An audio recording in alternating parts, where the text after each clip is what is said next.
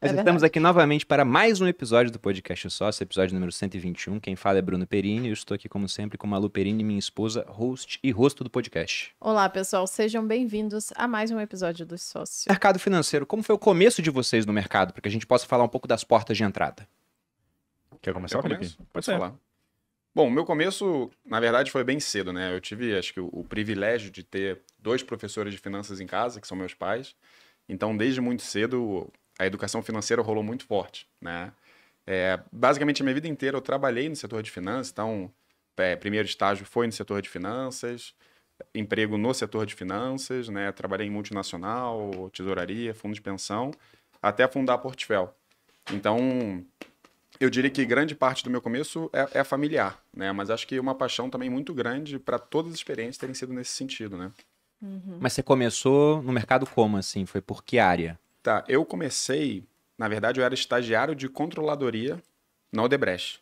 Olha, que interessante. Eu posso dizer que foi uma experiência e tanto, tá? Depois eu fui para contabilidade na Americana. Melhor deixar quieto isso aí. Agora eu tô aqui no grupo. Mas tinha bastante dinheiro rolando lá, né? Tinha bastante dinheiro. Então é bom, porque, né, dá pra testar várias coisas e tal. Você, Kleber?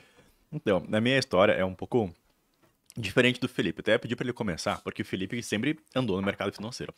Eu, como moro no interior, eu tive um caminho mais paralelo. Então, desde cedo eu queria trabalhar no mercado financeiro, vim de uma família muito humilde. Então, eu sabia que para mim ganhar dinheiro eu precisava estar em um ambiente que tivesse bastante dinheiro envolvido. Então, obviamente, o mercado financeiro era uma grande porta para isso. E eu comecei a gravar vídeos para o YouTube, eu acho que era 2009, 2010. Caramba, e eu falava... foi muito cedo, cara. Foi muito cedo, eu errei o timing. E eu falava sobre como fazer trades, né? Então, ensinava para vendido, sobre swing trades, esse tipo de coisa, até que eu caí na real, né? Ninguém me assistia naquela época, era muito precursor. De 2009 até 2016, operar vendido foi muito bom. Foi muito bom. Pegando esse desempenho da bolsa. Em relação à audiência, era muito novo, né? Mercado financeiro, home broker praticamente não existia, as ordens eram R$30 para você operar no home broker, era outra época, né? E eu queria trabalhar no mercado financeiro. Até que um dia eu descobri que existiam certificações financeiras, que já existiam desde 2002, 2003, e comecei a estudar para CPA 20, porque eu queria ser bancário. E como eu tenho um pouco de déficit de atenção, eu sou muito agitado, eu tinha dificuldade de aprender. E comecei a fazer. Aquele canal abandonado do YouTube que eu tinha, eu comecei a estudar, criava uns slides e postava lá esses vídeos. E aí a galera foi gostando, por mais que fossem vídeos horríveis, eu bocejava, eu li o slide, que era só para mim, a galera gostou. Eu fui regravando, e aos pouquinhos eu fui criando a Top Invest. A gente começou com simulados, a gente começou com apostilas gratuitas, lancei meu próprio curso, mas de certa forma eu sempre tive uma outra profissão até 2018 e eu trabalhava de forma paralela no mercado financeiro.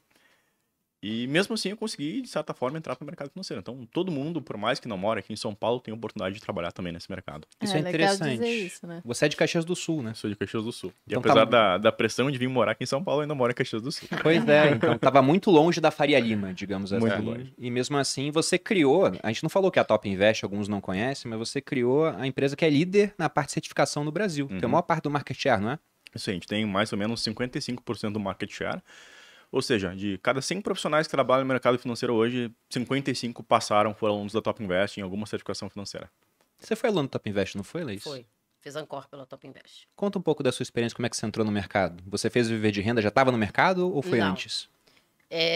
Bem antes, na realidade. Qual foi o Viver de Renda? 7. Ah, então faz tempo. Foi a primeira gravação do Viver de Renda. Eu sem barba. Sem barba, com a caneca do MM vermelho. Raiz. Verdade. Isso foi o quê? 2018? 18. Exato. Foi. E engraçado, Bruno, que até comentei com eles hoje, não era para eu ter feito esse Viver de Renda, porque abria 5 da manhã e nessa época acabava muito Rapidinho. rápido. Foi Era uma o antes Bruno da que Velozes e fazia Furiosos. Eram poucas vagas. Não tinha monitor. Era o Bruno, acho que só 5 eu. minutos. E eu tava em viagem, tava na Europa e lá o fuso horário eram 5 horas a mais. Então eu consegui me inscrever porque eu já estava acordada há um tempo e lembrei do link. Então foi uma coincidência boa.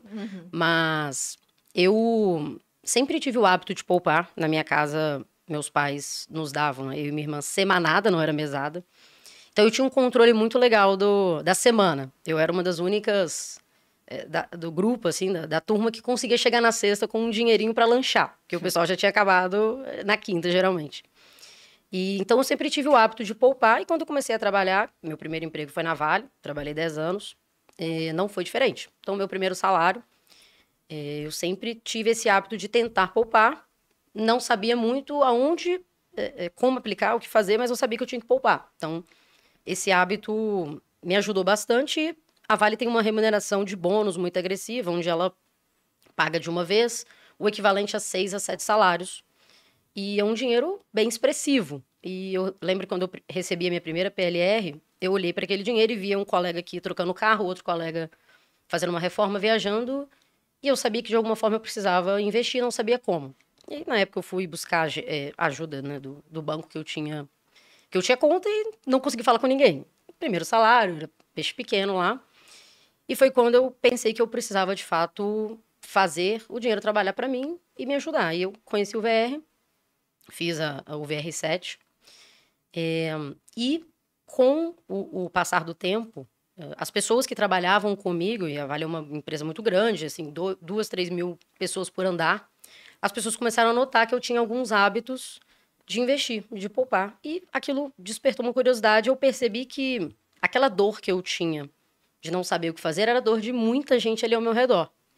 Então, eu comecei a fazer o trabalho depois do trabalho, que eu trabalhava na Vale, estudava mercado financeiro, não só no VR, mas daí eu já tinha procurado outras fontes, e ajudar esses colegas, family and friends, né, que é geralmente como um negócio começa, só que sem cobrar, sem ser remunerado por isso. Era muito prazeroso. Trabalho escravo.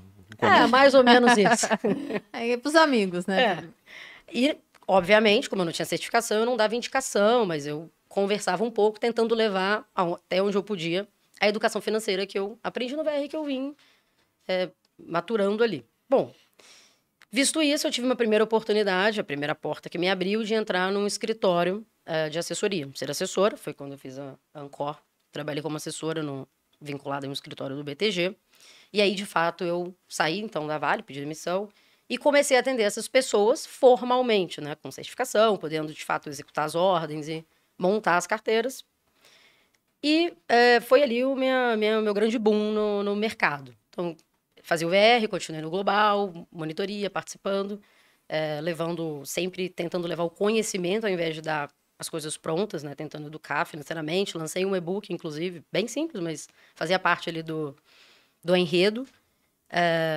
E, posteriormente, eu senti a necessidade de conhecer e de procurar mesmo um modelo mais amplo, né? O modelo de assessoria é um modelo que te limita a ser vinculado a uma instituição. E eu senti a falta de poder olhar aquela carteira do cliente no exterior, ou, eventualmente, uma outra instituição. Eu até olhava, mas eu não podia, de fato, né? Ou até um fundo que está fechado no BTG, mas está aberto na XP, né? Como que eu falo para o cliente investir lá se eu sou uma distribuidora desse produto? Então, isso me incomodou um pouco. E eu conheci o modelo Fee-Based, que hoje estou na Portfel. E foi um modelo que, de fato, era o que eu buscava, não só para mim, como profissional, mas também para o cliente. Se eu fosse cliente, eu pensei como eu gostaria de ser atendida pelo modelo Fee-Based, então é lá que eu vou.